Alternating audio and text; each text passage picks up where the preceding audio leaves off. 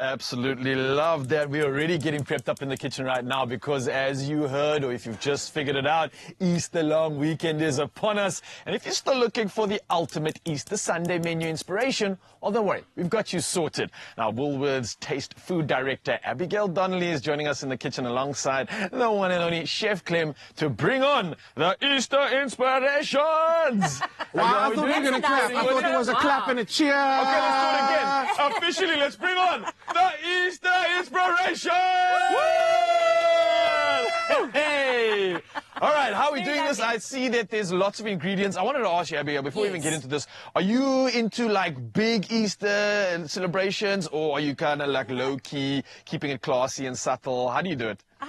Classy and subtle's good, but yeah, I love just celebrating at home. We're not going away this year. Okay. Yeah, we're just going to have really good food. We might go out and eat, and we'll have, probably if the weather's good, we'll have a nice braai. Yum. Well, it looks like all that inspiration is laying out in front of us when you speak about good food and a braai. I see something incredible in front of you. What are we working with here? So this is one of our favorite family kind of cuts of meat, and I know it is with Clem as well, and that is a lamb rib.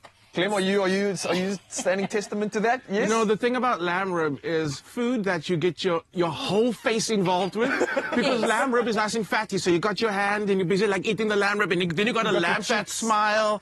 I just love it, and the thing is, it's almost one of the most forgivable pieces of meat to cook, because there's so much intramuscular fat. Love that, yes. It just goes, and it just Works with goes you. on the braai, in the oven, in the air fryer. Nice. It's good. I love it. Exactly. And I want to say value for money. It really can be a is. bit expensive, but sometimes you can get a good deal. An occasion like this, definitely worth it. Abigail, I already see you started your Yes, rub. I put What have some you- nice ground cumin. So what I did is I scored it nice. Okay. Not only because it gives it a pretty pattern, but like those spices get in there. Is and that it the main helps reason for scoring? And it helps render all that fat, because it's a fatty piece. Okay, But that's okay. what we love so much. And then Nice just tip. cut it, yeah. So we just put it on the stand braai over our kind of little fire pit and let that fat just render in the grid.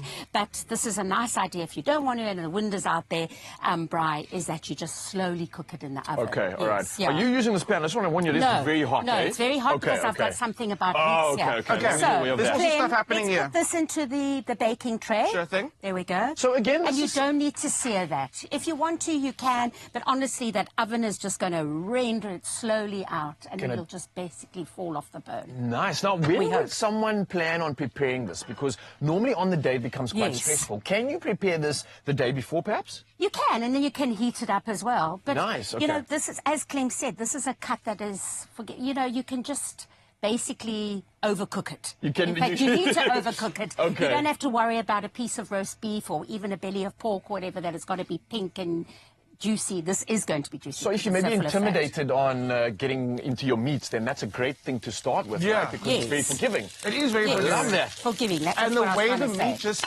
slides off the bone at the end is amazing. Yes. And that separation of fat is pretty clear. Like, there's a whole cap of fat, and then you get the beautiful, like, juicy, lammy, sweet meat underneath. And you know what?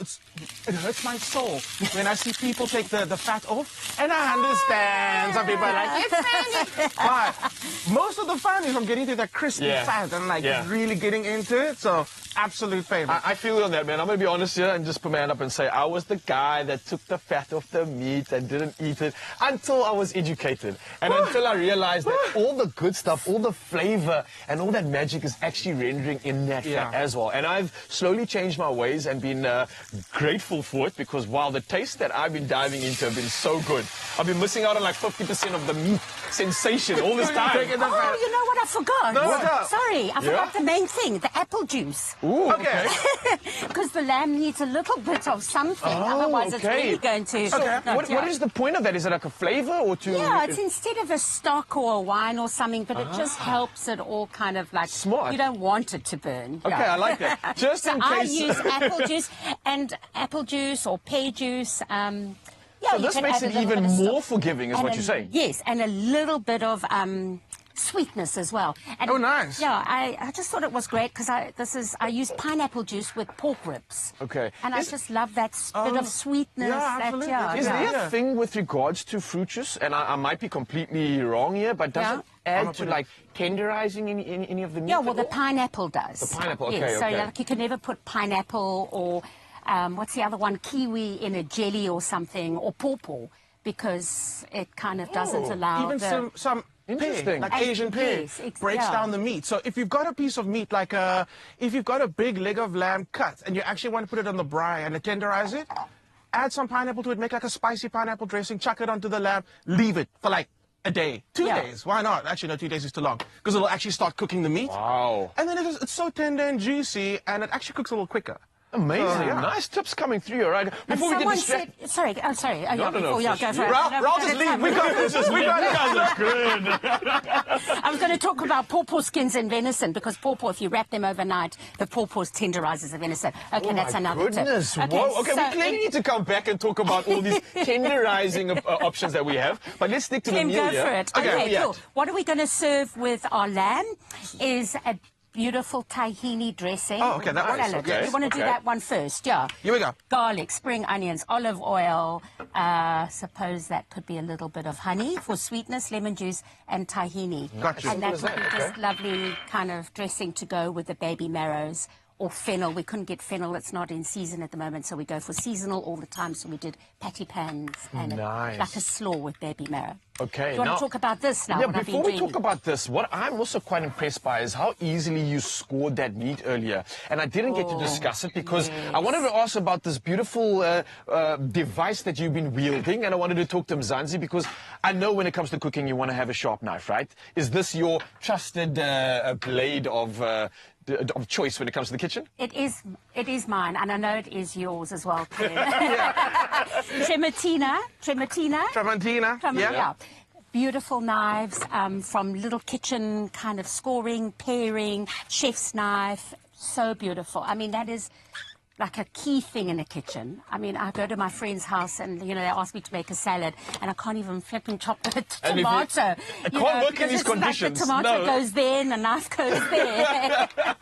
So listen, I reckon this is a cool opportunity to plug Mzansi into this as well. If you want to get your chef skills on and get inspired right now, thanks for holding that off. I want to talk to you about an incredible opportunity, right? So these Tramontini knives are any home cook's dream. So you can shop it now at Woolworths and you get 20% off. Now, that doesn't stop there because you can also find Abby's laid-back Easter recipes in your latest Taste magazine, or you can go to taste.co.za and there's even more inspiration going on there. But we've got to finish this recipe. Yes. We don't have much time left. Let's get through this. Okay, so this is a leek dish. So usually leeks are such a kind of forgotten kind of vegetable. I know. You put them in your stews and your casseroles, but you don't eat it as a vegetable. Yeah.